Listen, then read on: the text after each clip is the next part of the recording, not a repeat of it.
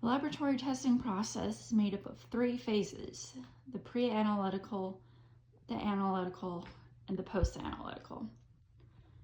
During the pre-analytical phase, you could have a clinician, patient, laboratory, all kinds of interactions determining the patient's history, clinical symptoms that they're presenting. Need to make sure that they have all of the correct patient information, which may include first and last name, date of birth, hospital number, social security, anything like that. You need to have at least 2 people verifying that there's the correct information. There are 5 steps during each of these 3 phases. The first step typically begins with the order being placed, which is determined by the patient's clinical symptoms and all that. Did they recently have a fall? Are they feeling feverish? Anything like that. That can really help what kind of orders need to be placed. Because any orders that are extra cost more money, and that's taken out of the patient's pocket. During the first phase, especially the ordering and presenting the laboratory, there's typically nurse or clinician interaction with patients, getting all that information processed. Who's responsible? Typically during the pre-analytical phase, it's going to be the clinician ordering and collecting the blood. Sometimes it's a nurse or a phlebotomist working on that.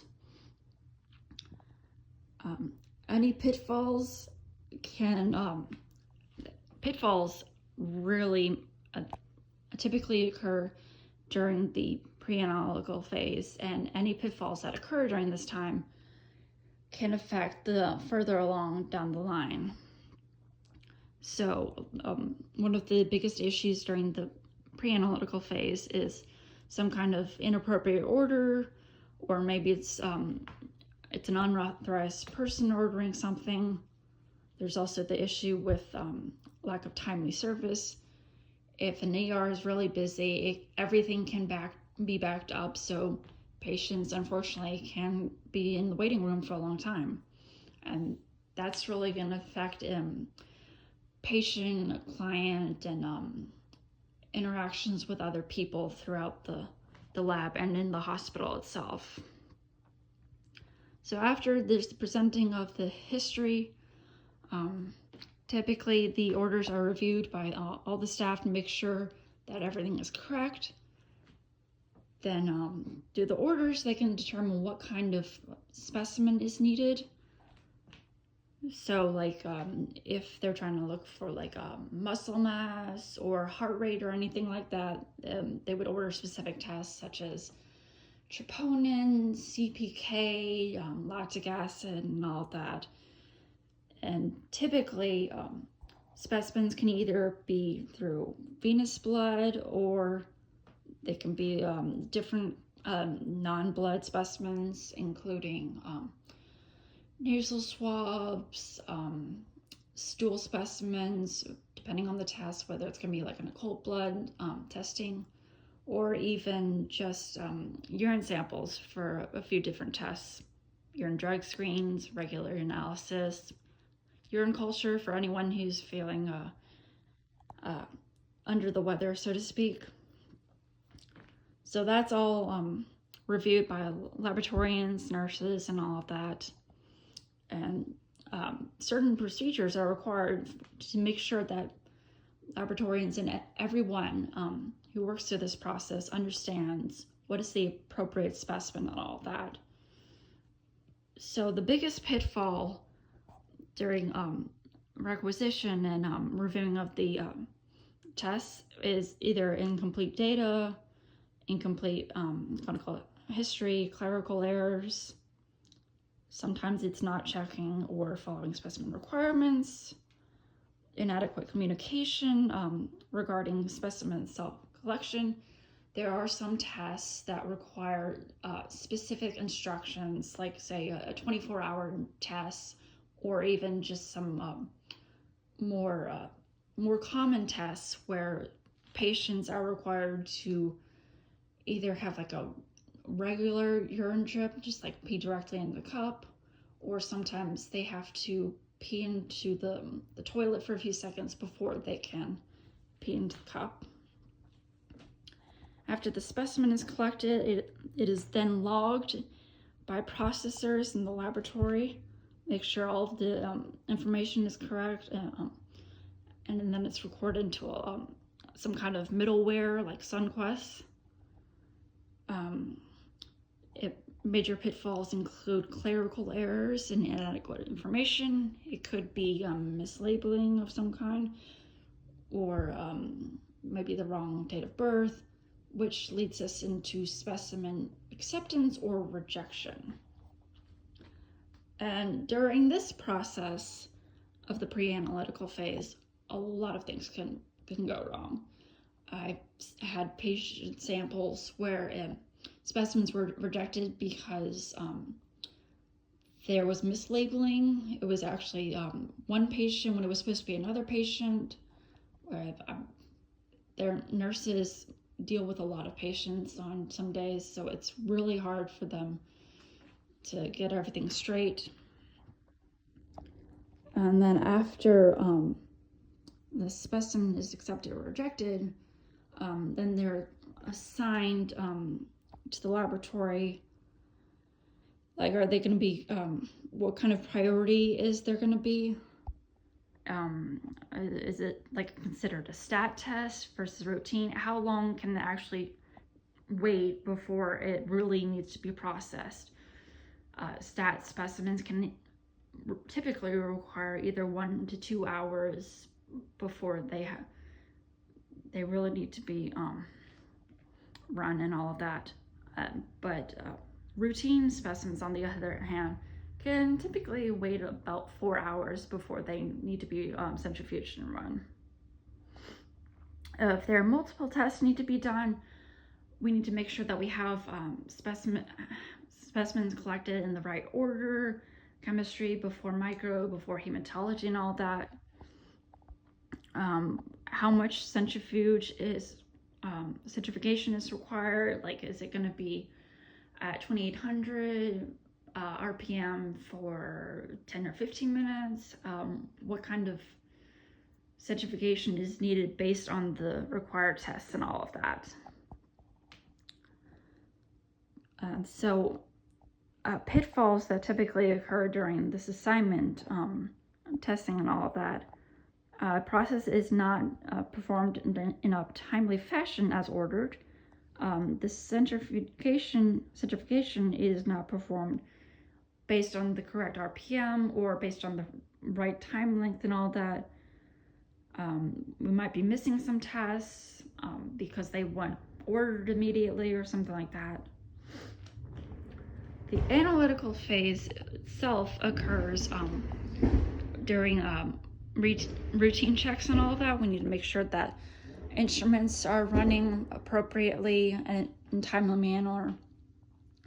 So like I said, prior to testing, determine if proper routine QC is working, reagent validation, equipment maintenance, and all that needs to be handled before anything can be put onto the analyzer and run appropriately. That's going to be determined by the laboratorian and all of that.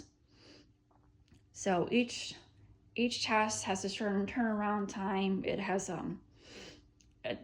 typically I've seen some tests last like 10 to 15 minutes. It really depends on how many tests are in like a certain panel or anything like that.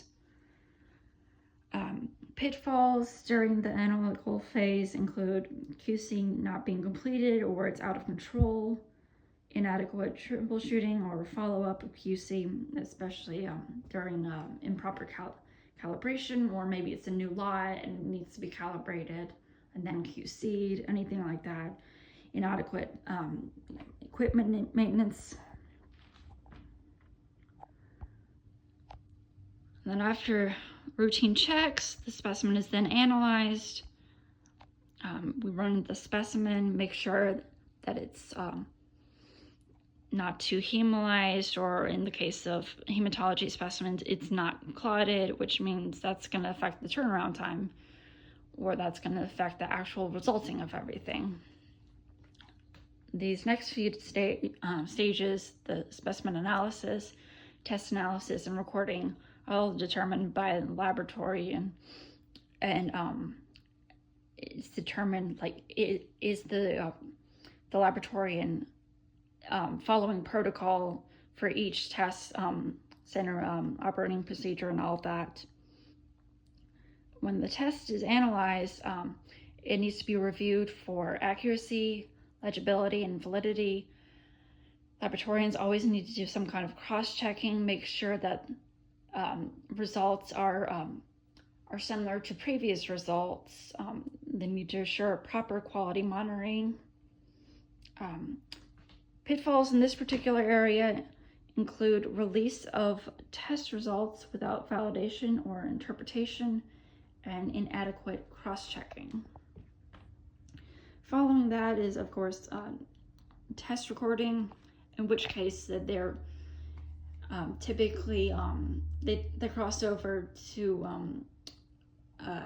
middleware called SmartTerm. Everything's recorded there. Laboratorians assess the validity of all of that recorded, and if anything needs to be called, it can be called directly to a nurse, or sometimes the clinician, physician, if he or she is available. Clinical errors are especially important during the last two phases of the analytical phase. You need to make sure that the release is accurate and that there are no clerical errors. So it could be anything from like improper dilution, looking at the wrong set of results, accidentally calling off a different patient, and all of that. This is especially important. And then during the post-analytical phase, you've got communications between the laboratory technician and the clinician or some nurse, making sure that certain tests need to be called immediately, especially if they were sent down in ice, like ammonia, lactic acids. You need to make sure that you have the proper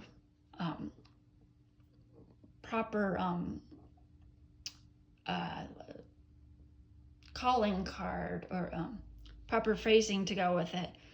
So troponins are typically resulted with the phrase CLT, called to and read back by some nurse or physician. But potassium and magnesium, anything like that that's routinely performed, is typically resulted with VERI, verified, and read by any nurse or physician. And critical pitfalls that occur during the post-analytical phase, especially during documentation or communications and all that, include results not being communicated in a timely fashion, critical values are not reported correctly, confidentiality is breached, and especially during documentation, nurses or physicians are unable to retrieve information when needed. There's a lack of adherence to the retention schedule, or some other issues with that.